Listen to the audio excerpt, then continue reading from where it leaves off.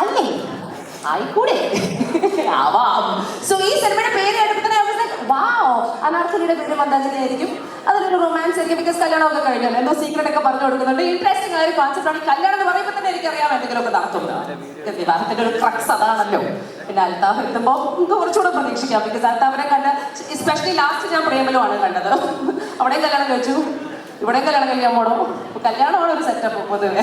But what ever it is, എന്താണ് ഈ സിനിമയുടെ ഒരു ഒരു ഒരു ഒരു ടാഗ് ലൈൻ അല്ലെങ്കിൽ ഒരു ക്രക്സ് എന്ന് മനസ്സിലാക്കാത്ത വിധത്തിലാണ് എന്തായാലും ഇതൊക്കെ നിങ്ങളുടെ മുന്നിൽ ഇതുവരെ എത്തിച്ചിരിക്കുന്നത്. ബട്ട് ആദ്യം തന്നെ ഈ സിനിമ നമുക്ക് വേണ്ടി കൊണ്ടുവരുന്നത് ആരാണ് എന്ന ചോദ്യമാണ്. സ്പയർ പ്രൊഡക്ഷൻസിന്റെ 4ാമത്തെ ചിത്രമായിട്ടാണ് മന്ദാകിനി എത്തുന്നത്. Yes, give them a loud round of applause. ആദ്യം ഒരു സംസ്കൃത സിനിമ ചെയ്തു, പിന്നെ Abhasam, and then you had what was that? എല്ലാം അറിയാലോ, ഞാൻ പഠിച്ചോന്ന് വെറുതെ ആയോ? ബാബു ചെയ്യാത്തവർ കല്ലറിയട്ടെ, അപ്പൊ നമുക്ക് ആർക്കും കല്ലറിയാൻ പറ്റില്ല. അതിനുശേഷം വരുന്ന 4ാമത്തെ ചിത്രമാണ് മന്ദാകിനി. ആൻഡ് സ്പയർ പ്രൊഡക്ഷൻസിന്റെ ഓണർ മറ്റാരുമല്ല, സഞ്ജു ഉണ്ണിത്താൻ. നല്ലൊരു കഴിയാവാം സഞ്ജു, താങ്ക് യു.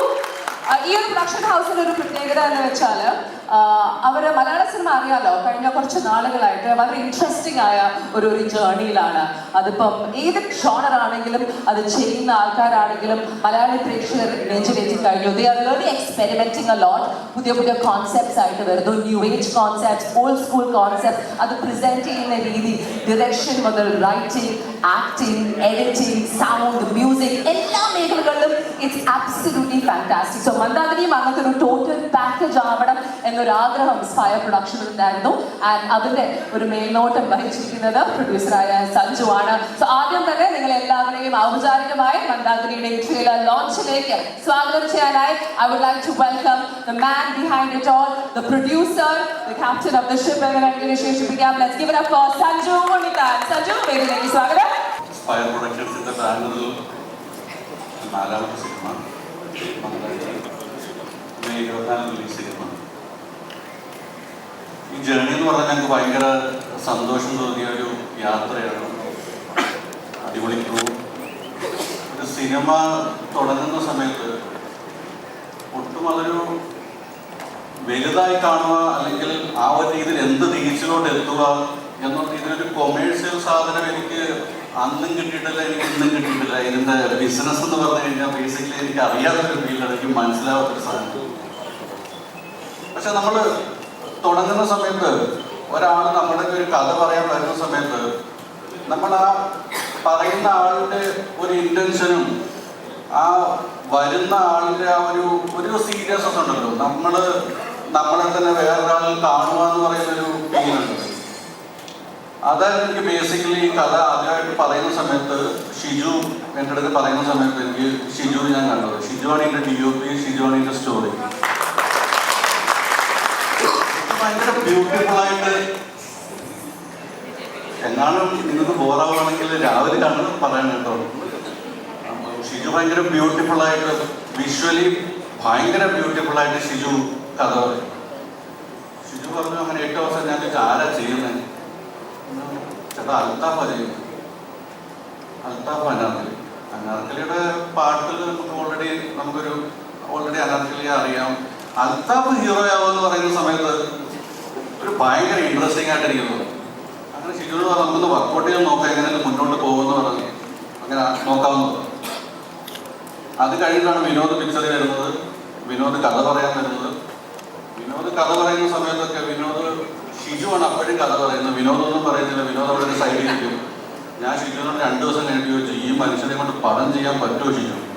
ഇങ്ങനെ വർത്താനം പറഞ്ഞില്ല, ഇങ്ങനെ കഥ അറിയാവുന്ന പോലെ എനിക്ക് തോന്നുന്നില്ല, പുള്ളിക്ക് പറ്റുമോ ഇല്ലയോ? ഷിജു നല്ല ചേട്ടാ മരുന്നുള്ളവനാന്ന് പറഞ്ഞത്. ഞാൻ പറഞ്ഞു മരുന്നുള്ളവനാണെങ്കിൽ നമ്മളെ പിടിച്ചോണ്ട് പോകും, പടം എടുക്കാൻ പറ്റുമോ?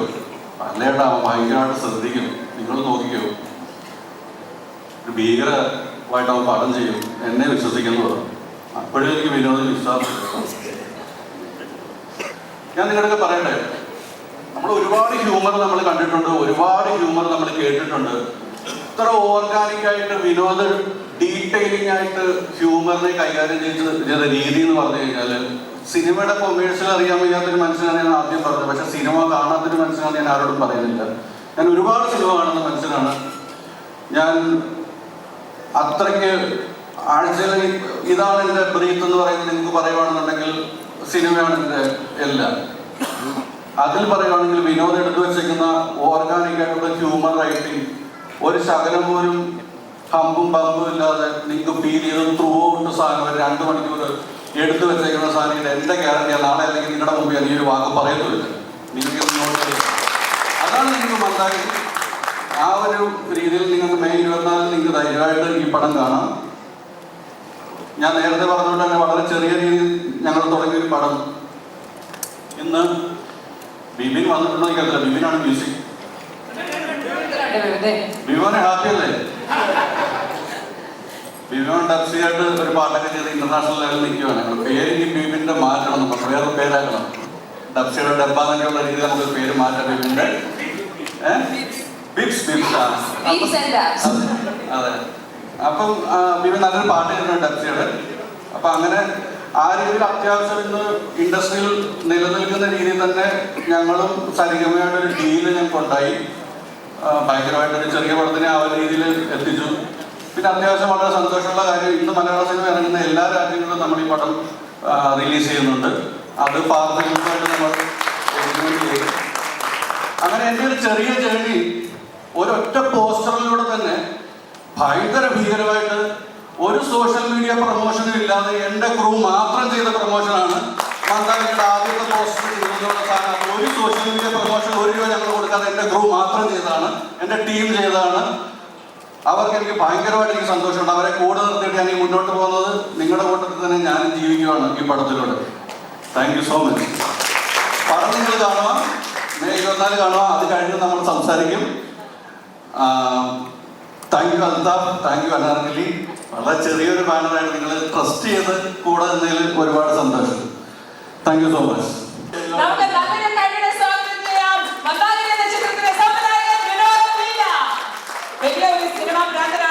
നിരവധി വർഷങ്ങളുടെ എക്സ്പീരിയൻസ് ഉണ്ട്.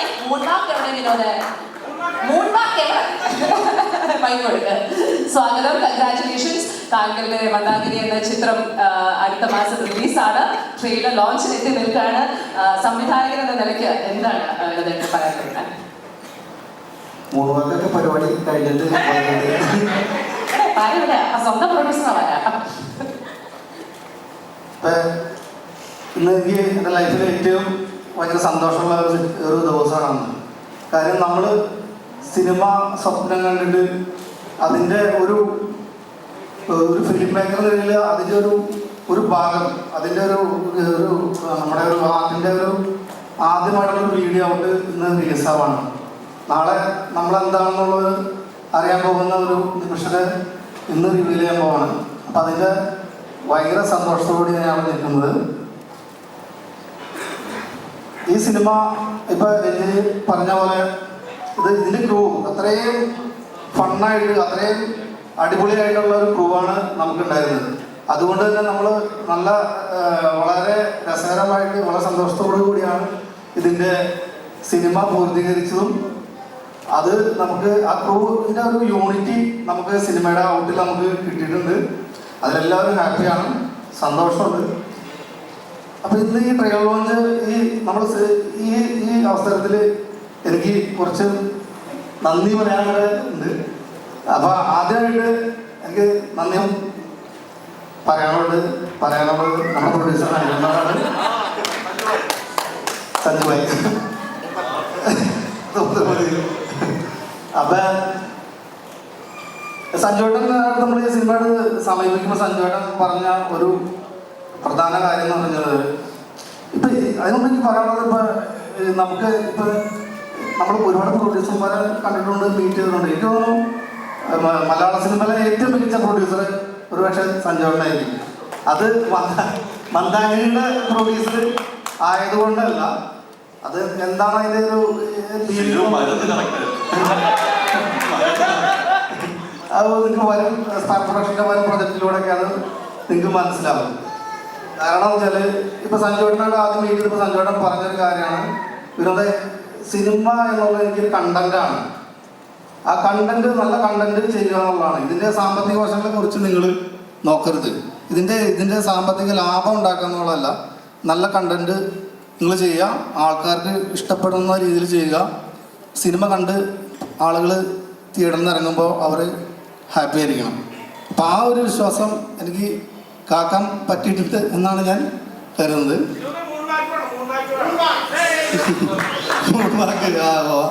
വേറെ പറയണ്ട. അപ്പം വിഷയം മാറ്റാണ്, ശ്രദ്ധ തിരിക്കുകയാണ്. പിന്നെ എനിക്ക് പറയാനുള്ളത്, ഈ സിനിമയുടെ മന്ദാകിനിയുടെ കഥ, ഈ സിനിമയുടെ മനോഹരമായ വിഷ്ണു പകരത്തിലുള്ള എൻ്റെ ഫോട്ടോഗ്രാഫർ DOP ഷിജു ഭാസ്കറാണ്.